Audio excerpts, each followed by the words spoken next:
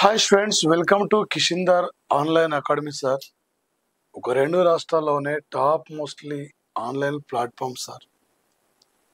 ఈ తక్కువ సమయంలోనే విద్యార్థులకి ఒక క్వాలిటీ సబ్జెక్ట్ అందించే లక్ష్యంతో ఈ అకాడమీ ముందుకు వస్తుంది.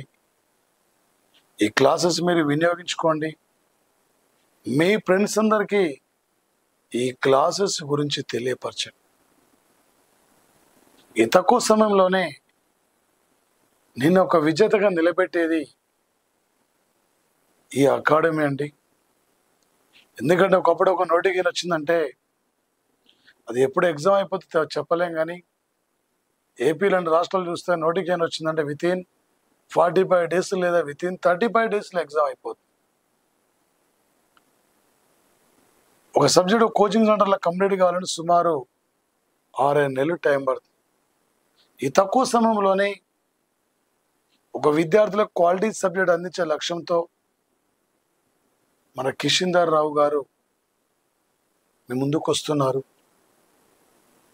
మరి ముఖ్యంగా సార్ ఇక్కడ 1 year కరెంట్ అఫైర్స్ మీద మనం ఫోకస్ చేయాలి. 1 year కరెంట్ అఫైర్స్ జీకే మీద మనకు అవగాహన ఉండాలి. ఎగ్జామ్కి 2 నెలలు 3 నెలలు ముందుగా సార్. ఆల్రెడీ ఏప్రిల్ అయిపోయింది సార్. మే కరెంట్ అఫైర్స్లోకి ఎంటర్ అవుతున్నాం సార్. మే కరెంట్ అఫైర్స్ అండి. మే 1వ తేదీ మేడే అండి, అంతర్జాతీయ కార్మిక రోజు. కార్మికుల శ్రేయస్ కోసం, కార్మికుల అభివృద్ధి కోసం ఎల్లవేళలా పనిచేస్తున్న సంస్థనే ILO అనే సంస్థ. ఇది ఐక్యరాజ్య సమితి కంటే ముందుగా ఏర్పడింది. ఈ సంస్థ ఒక 1919లో ఏర్పడింది. నానాజాతి సంస్థ యొక్క అనుబంధ సంస్థగా పనిచేసింది. నానాజాతి సంస్థ కొలాప్స్ అయిపోయిన తర్వాత మరి ఐక్యరాజ్య సమితి ఏర్పడిన తర్వాత ఐక్యరాజ్య సమితికి అనుబంధ సంస్థగా పనిచేస్తుంది ILO అనే యొక్క సంస్థ. 190 సభ్య దేశాలు ఉంటాయండి. 1969లో ఈ సంస్థకి నోబెల్ శాంతి బహుమతి కూడా రావడం జరిగింది సార్. మరి ILO సార్ ఇక్కడ ప్రధానంగా వచ్చేసి మనకి ఇది మేజర్గా ఈ యొక్క ILO హెడ్ క్వార్టర్ అండి జెనీవా సిటీ అండి. ఇక్కడ జెనీవా అండి. WTO ఇక్కడ హెడ్ క్వార్టర్ ఉంది. WHO ఇక్కడ హెడ్ క్వార్టర్ ఉంది. ILO ఇక్కడ హెడ్ క్వార్టర్ ఉంది. International human rights council headquarter ఇక్కడే. International metrological organization headquarter కూడా ఇక్కడే సార్. ఇది వచ్చేసి ఒక జెనీవా సిటీ అండి ఇక్కడ. మరి ముఖ్యంగా సార్ ఇక్కడ మే 3 అండి. ఇక్కడ మే 3 అంతర్జాతీయ పత్రికా స్వేచ్ఛ రోజు. జాతీయ పత్రికా స్వేచ్ఛ రోజు అంటే నవంబర్ 16వ తేదీ అండి. ప్రపంచంలో పత్రికా సేవారంగం సార్ ఇక్కడ. ఈ పత్రికా సేవారంగంలో అత్యున్నతమైన బహుమతి ఇది పులిట్జర్ బహుమతి అండి. ఇండియాలో పత్రికా సేవారంగంలో రాజా రామ్మోహన్ రాయ్ అత్యున్నతమైన అవార్డు అండి.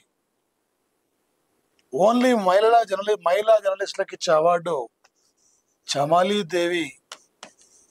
ఈ చమాలీదేవి జైన్ అవార్డు అండి. ఇది ఓన్లీ మహిళా జర్నలిస్టులకు ఇచ్చే యొక్క అవార్డు మాత్రం ప్రధానంగా సార్ ఇక్కడ. మరి ముఖ్యంగా సార్ ఇక్కడ 2023 అంటే 24 సంవత్సరం మే 3వ తేదీ అంతర్జాతీయ పత్రికా స్వేచ్ఛ రోజు. ఒక ఆయన అంటాడు, ఈ ప్రపంచంలో 10,000 తుపాకుల కంటే తనకు వ్యతిరేకంగా రాసే 2 వార్తా పత్రికలు మాత్రమే భయపడాలని చెప్పి పిలుపునిచ్చిన వ్యక్తి. నేను విప్లవం కన్నా బిడ్డననే యొక్క నినాదాన్ని ఇచ్చిన వ్యక్తి ఆయనే నెపోలియన్ సార్. ఇక్కడ భారత్లో తొలి పత్రిక అంటే బెంగాల్ గెజిట్ అనే పత్రిక సార్. ఇండియాలో తొలి పత్రిక. ఈ 2020 అంటే పత్రికలు అనేవి అటు ప్రజలకి ప్రభుత్వాన్ని మధ్య సంధానకర్తగా పనిచేయాలి. ప్రజలే మార్పు కోరుకుంటున్నారు, ప్రజలు ఎలాంటి ఆలోచన విధానంతో ఉన్నారు, ప్రజా సమస్యలు ఎలా విధంగా ముందుకు పోతున్నాయి, ఇలాంటి అంశాలపై చర్చించాలి సార్ ఇక్కడ పత్రికలు అనేవి.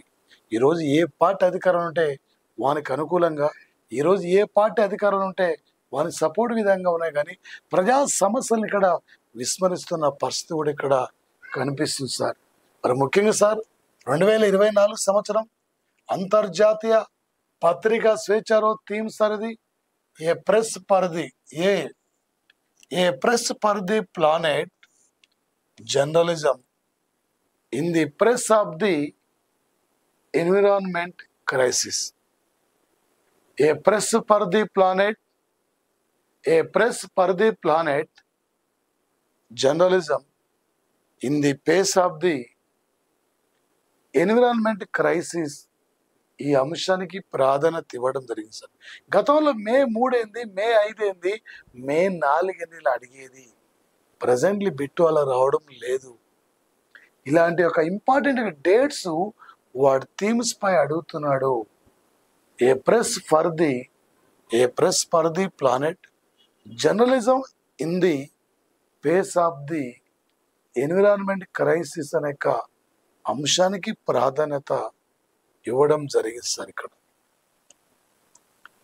మరో అంశం సార్, మరో అంశం ఇక్కడ ఏంటి సార్ అంటే ప్రధానంగా సార్ ఇక్కడ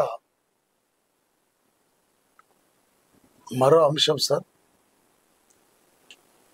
ఒక 2024కి ప్రపంచంలో పత్రికా స్వేచ్ఛలో ఫస్ట్ ప్లేస్ లో ఉన్న కంట్రీ నార్వే దేశం సార్. ప్రపంచంలో పత్రికా స్వేచ్ఛలో ఇండియా 159వ స్థానం సార్. ఇండియా గతంలో 161 ఉండే. ప్రపంచంలో పత్రికా స్వేచ్ఛలో ఎరిత్రియా చివరి ప్లేస్ సార్. ఇక్కడ 180 స్థానం అండి. ప్రధానంగా ఇక్కడ వచ్చేస్తుంది. రేపు ఎగ్జామ్లో పత్రికా స్వేచ్ఛలో ఇండియా సూచికను అడిగినా కూడా, అదేవిధంగా మే 3 అంతర్జాతీయ పత్రికా స్వేచ్ఛ రోజు థీమ్ అడిగినా కూడా మీరు ఈజీగా ఇక్కడ నుంచి క్యాచ్ చేయాలి సార్ ఓటీ పరీక్షల్లో. ఓకే, ఎంత చదువుతుంది ఇక్కడ ముఖ్యంగా సార్. ఈసారి నువ్వు ఒక విజేతగా నిలబడగలగాలి. ఈసారి నువ్వు ఏదో ఒక జాబ్ తీసుకొని ఇక్కడి నుంచి వెళ్ళిపోవాలి. గతంలో ఎక్కడ విఫలమైనావు, ఎక్కడ కోల్పోయినావు, ఎందుకు క్యాచ్ చేయలేకపోతున్నావు, ఈసారి నువ్వంటూ ఒక విజేతగా నిలబడగలగాలి సార్. ఈ లెవెల్లో నీ ప్రిపరేషన్ అనేది ఉండాలి సార్ ఇక్కడ ప్రధానంగా సార్. ఓకే, ఒక 2024 సంవత్సరం అండి. ఇక్కడ మే మాసంలో 1500 మంది బంగ్లాదేశ్ యొక్క అధికారులకు శిక్షణ ఇవ్వడానికి భారతదేశం ఒప్పందాన్ని అంగీకరించేస్తారు. ఇక్కడ